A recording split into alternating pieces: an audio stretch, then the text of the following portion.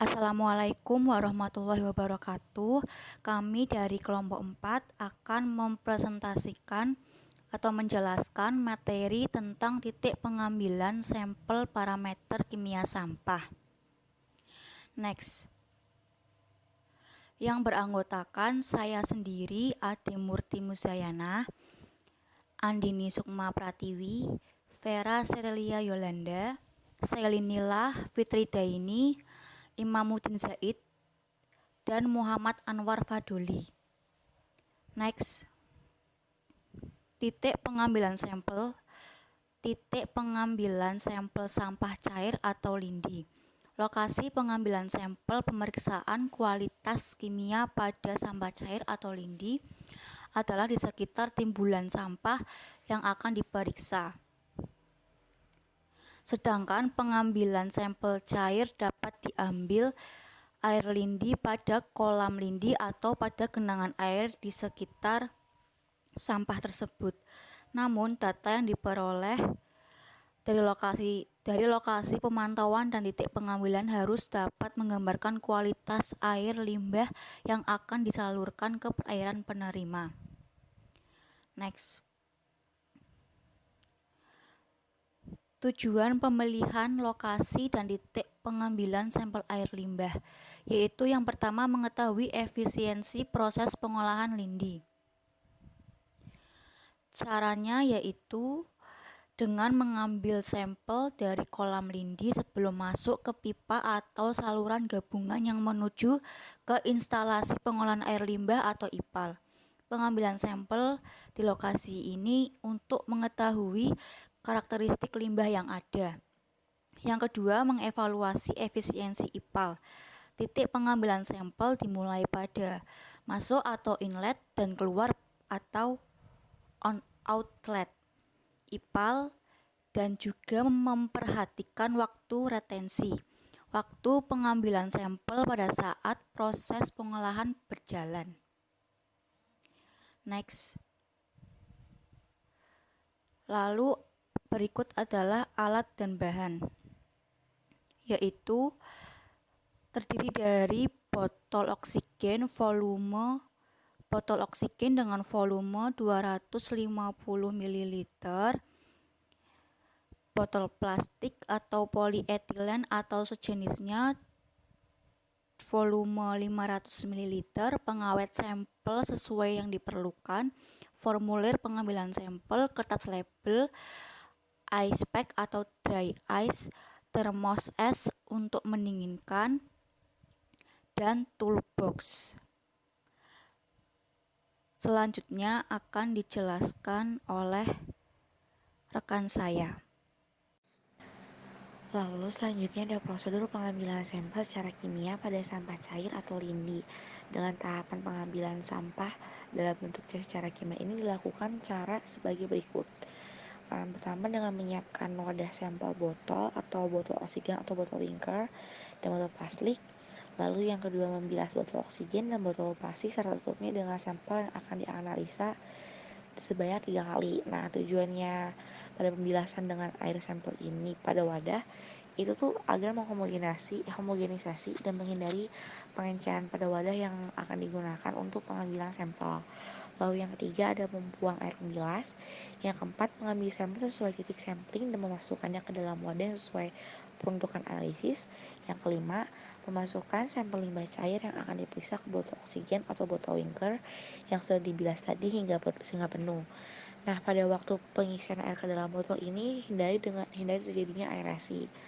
Lalu yang keenam, apabila dengan menambahkan pengawet dalam sampel cair ini dilakukan dengan mengisi sampel cair ke dalam wadah botol plastik, volume botol 500 ml sebanyak 3/4 dari isi botol dan meneteskannya dengan zat pengawet yang diperlukan sebanyak 3 tetes dalam sampel cair. Nah, untuk pemeriksaan logam ini diberi pengawet H2SO4 pekat, sedangkan untuk pemakaian pemeriksaan nitrogen ini diberi pengawet toluol atau toluen. Nah, lalu setelah itu ada mengamankan sampel serta wadah dengan memasukkan ke dalam cooling box untuk mencegah adanya perubahan yang diakibatkan oleh kegiatan organisme dan disegel ini dengan secara benar. lalu ada mengisi formulir pengambilan sampel. Lalu yang terakhir ini, membawa sampel ini ke laboratorium untuk dianalisa dengan salah waktunya maksimum 12 jam. Kemudian ada pengambilan sampel sampah padat, organik, dan anorganik. Nah, ini mengacu pada Standar Nasional Indonesia atau SNI dengan nomor 193964 1994. Nah, yang pertama itu lokasinya terlebih dahulu. Jadi, lokasi pengambilan contoh timbulan sampah ini dibagi menjadi dua kelompok utama, yaitu ada perumahan, kemudian non perumahan. Nah, kalau perumahan sendiri ini terdiri dari tiga gitu ya. Jadi yang pertama ini ada permanen pendapatan tinggi, kemudian ada semi permanen pendapatan sedang, dan non permanen pendapatan rendah. Kalau yang permanen pendapatan tinggi ini jadi tidak berpindah gitu ya. Kalau yang semi permanen ini sewaktu-waktu ini dapat berpindah, tetapi lebih dicondongkan atau lebih diutamakan untuk yang tidak berpindah gitu kan, semi gitu. Jadi kemudian yang ketiga ini ada non permanen dengan pendapatannya yang rendah. Jadi ini nih selalu berpindah-pindah gitu karena kan pendapatannya rendah. Jadi memilih mana yang lebih terjangkau. Kemudian ada non perumahan. Nah, kalau yang non perumahan ini umumnya ini terdiri dari toko, kantor, sekolah, pasar, jalan, hotel, restoran, rumah makan, serta fasilitas umum lainnya. Nah, kemudian yang kedua ini ada alat dan bahan. Jadi alatnya ini yang pertama ini ada alat pengambil. Contohnya ini berupa kantong plastik. Nah, kantong plastiknya ini dengan volume 40 liter. Kemudian ada perlengkapan berupa alat pemindah gitu ya, seperti sekop, sarung tangan, kantong plastik seperti itu. Kemudian disertai juga dengan formulir pengambilan sampel serta kertas labelnya. Nah, kemudian juga diperlukan cool box atau box pendingin, kemudian ada toolbox untuk menyimpan alat-alat seperti itu. Selanjutnya, prosedur kerja pengambilan sampel padat sampah. Cara pengambilan dan pengukuran contoh dari lokasi perumahan, non-perumahan, dan pasar, jalan, hotel, restoran, serta fasilitas umum lainnya adalah menggunakan metode pengambilan dan pengukuran contoh timbulan dan komposisi sampah perkotaan dengan berdasarkan SNI 193964-1994. Next. Contoh timbulan sampah yaitu sampah yang berada di lokasi pengambilan dan dipilih untuk diukur, volume, dan ditimbang beratnya, serta dilakukan pengukuran komposisinya. Komponen komposisi sampah merupakan komponen fisik dari sampah yang terdiri dari karton, kayu, kain, karet, sisa makanan, sisa makanan, plastik, logam, besi, kaca, keramik, dan lain-lain. Langkah-langkah dalam pengambilan sampel padat sampah yang pertama yaitu menentukan lokasi pengambilan contoh. Yang kedua, menentukan jumlah tenaga pelaksana. Yang ketiga, menyiapkan peralatan-peralatan yang digunakan. Yang keempat, cara pengambilan sampah dilakukan di perumahan dan non-perumahan. Next. A. Pengambilan contoh timbulan sampah dilakukan secara acak serata dengan jumlah. Berdasarkan rumus 1 dan 2 di bawah ini. S sama dengan CD kali akar PS, di mana S jumlah contoh atau jiwa, CD adalah kota besar atau metropolitan, dan CD merupakan koefisien perumahan kota sedang atau kota kecil. Untuk koefisien kota besar yaitu 1, untuk koefisien perumahan kota sedang atau kecil adalah 0,5. Lalu PS atau populasi dengan jiwa yang kurang dari 1 juta jiwa. Yang kedua, ada rumus K sama dengan S per N, di mana K jumlah contoh kartu keluarga. Yang kedua, N jumlah jiwa per keluarga sama dengan 5. Next. Selanjutnya, dengan jumlah contoh timbulan sampah dari perumahan adalah sebagai berikut. Yang pertama, contoh dari perumahan permanen sama dengan KS kali 1 keluarga. Contoh yang kedua yaitu contoh dari perumahan semi permanen KS kali 2 keluarga. Yang ketiga, contoh dari perumahan non permanen atau KS kali 3 keluarga. Untuk perumahan permanen yaitu perumahan yang berkomposisikan rumah penuh dengan batu bata dan di bawah dasar telah memiliki keramik. Selanjutnya untuk semi permanen yaitu semi atau setengah batu bata, yaitu sebagian masih menggunakan batu bata bahkan masih menggunakan kayu. Dan yang ketiga dan non permanen itu masih menggunakan kayu. Di mana S1 proporsi jumlah KK perumahan permanen dalam persen. S2 proporsi jumlah KK perumahan semi permanen dalam persen. Yang ketiga proporsi jumlah KK perumahan non permanen dalam persen. Dan S adalah jumlah contoh jiwa. Next. Nah, yang selanjutnya yaitu ada jumlah sampel diambil berdasarkan tingkat pendapatan. Di sini ada 3 kategori, yaitu pendapatan tinggi atau high income, pendapatan sedang atau medium income, pendapatan rendah atau low income. Untuk pendapatan tinggi ini disimbolkan biasanya dengan A, dan pendapatan sedang disimbolkan dengan B, dan pendapatan rendah dengan disimbolkan huruf C. Nah, untuk perhitungannya, untuk mengetahui jumlah sampel yang diambil berdasarkan tingkat pendapatan, yaitu dengan menggunakan rumus. Sebenarnya rumusnya ketiganya sama, hanya ketika yang dicari high income berarti yang digunakan adalah A plus BC plus A plus B plus C, seperti itu. Nah, terus dikalikan jumlah dari total rumah, seperti itu. Dan yang untuk yang pendapatan sedang itu juga sama, B per A plus B plus C dikali jumlah rumah, seperti itu. Dan untuk next selanjutnya yaitu ada pengklasifikasian kota berdasarkan jumlah penduduk. Diklasifikasikan menjadi 3 ya, yaitu ada metropolitan, besar, sama sedang kecil. Nah, untuk metropolitan ini jumlah penduduknya yaitu 1 juta sampai 2.500.000. Untuk yang klasifikasi kota besar itu sebesar 500.000 sampai 1 juta, dan yang sedang kecil itu 3.000 sampai 500.000. Terus untuk contoh jumlah jiwanya itu ada 1.000 sampai 1.500. Untuk yang metropolitan, untuk yang besar itu ada 700 sampai 1.000, dan untuk yang sedang kecil itu ada 150 sampai 350. Dan untuk jumlah kakak itu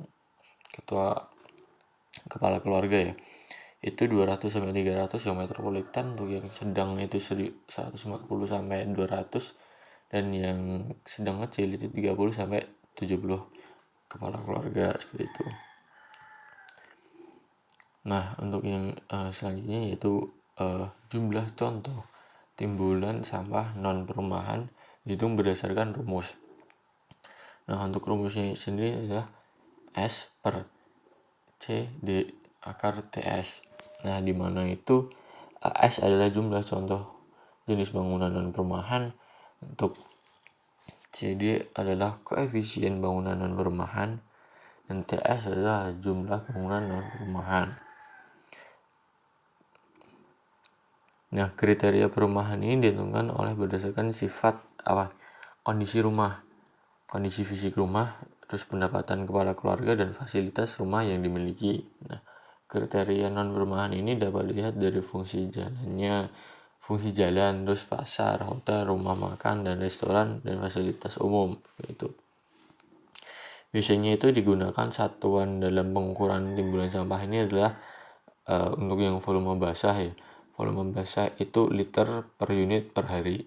Dan untuk yang berat basah itu adalah kilogram per unit per hari, seperti itu. Nah, yang selanjutnya yaitu ada satuan yang digunakan dalam pengukuran komposisi sampah. Untuk yang satuan dalam komposisi sampah di perumahan itu ada jumlah jiwa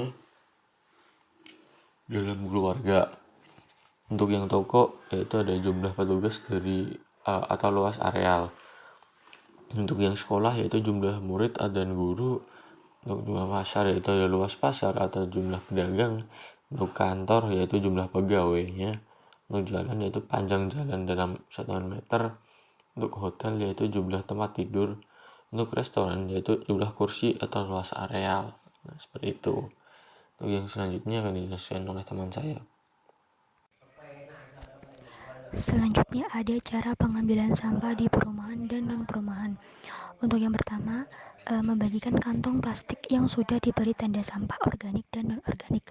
Untuk tanda sampah organiknya, itu berupa sisa makanan, sayuran, buah, dan nasi.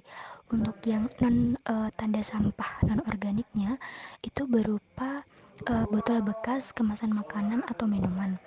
Kepada sumber sampah 1 hari sebelum dikumpulkan. Kemudian untuk yang kedua, mencatat jumlah unit masing-masing penghasil sampah. Setelah itu mengumpulkan kantong plastik yang sudah terisi sampah. Jadi si petugas tersebut setelah membagikan kantong plastik yang sudah diberi tanda, lalu mencatat jumlah unit masing-masing penghasil sampah, kemudian mengumpulkan setiap kantong-kantong plastik yang telah diberi tanda tersebut yang sudah terisi sampah untuk dikumpulkan. Kemudian yang terakhir mengangkut seluruh kantong plastik. Setelah membagikan kantong plastik yang sudah diberi tanda, mencatat jumlah unit masing-masing penghasil sampah, serta mengumpulkan kantong plastik yang sudah terisi sampah, yang terakhir itu mengangkut seluruh kantong plastik yang sudah terisi sampah tersebut untuk diangkut. Selanjutnya, next. Kemudian ada metode pengukuran contoh timbulan sampah. Yang pertama, mengukur volume sampah. Sampah yang terkumpul diukur volumenya dengan wadah pengukur sebesar 40 liter, lalu ditimbang beratnya. Terus yang kedua, menimbang berat sampah. Sampah yang terkumpul tersebut diukur dalam bak pengukur yang besarnya 500 liter dan kemudian ditimbang beratnya. Lalu dipisahkan berdasarkan komponen komposisi sampah-sampahnya dan ditimbang beratnya. Kemudian yang ketiga, mengetahui alat-alat yang digunakan untuk pengukuran sampah. Itu yang pertama, ada alat pengambil contoh berupa kantong plastik dengan volume 40 liter. Kemudian ada alat ukur volume. Contohnya itu berupa kotak yang berukuran 20 cm kali 20 cm kali 100 cm yang dilengkapi dengan skala tinggi. Kemudian ada timbangan yang berkisar antara 0 sampai 5 kg dan 0 sampai 100 kg. Kemudian ada alat pengukur volume, misalnya merupakan contohnya berupa bak yang berukuran 1,1 meter kali 0,5 meter kali 1 meter yang dilengkapi dengan skala tinggi. Kemudian ada perlengkapan berupa alat pemindah seperti sekop dan sarung tangan. Oke, selanjutnya next. Nah, yang selanjutnya adalah perhitungan komposisi sampah, di mana tujuannya adalah untuk mengetahui komposisi sampel sampah dari sumber tertentu dan mengetahui berat sampah yang akan dikirim ke laboratorium. Rumus dari perhitungan komposisi sampah yaitu berat komponen sampah dikali 100 kemudian dibagi dengan berat total sampel sampah. Nah, dalam melakukan perhitungan ini, langkah-langkah yang dilakukan pertama yaitu menghitung komposisi sampah dengan perhitungan yang telah dijelaskan sebelumnya. Kemudian aduk merata contoh tersebut dan dimasukkan ke dalam kantong plastik, kemudian ditutup rapat. Yang selanjutnya mengamankan sampel serta wadah dan disegel dengan benar. Yang selanjutnya yaitu mengisi formulir pengambilan sampel, dan yang terakhir diangkut ke laboratorium untuk dianalisa.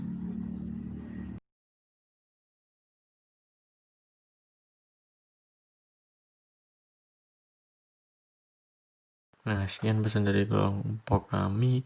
Kurang lebihnya dalam pemaparan kami dan dalam PPT kami mohon maaf sebenarnya karena manusia juga banyak kekurangan. Wassalamualaikum warahmatullahi wabarakatuh.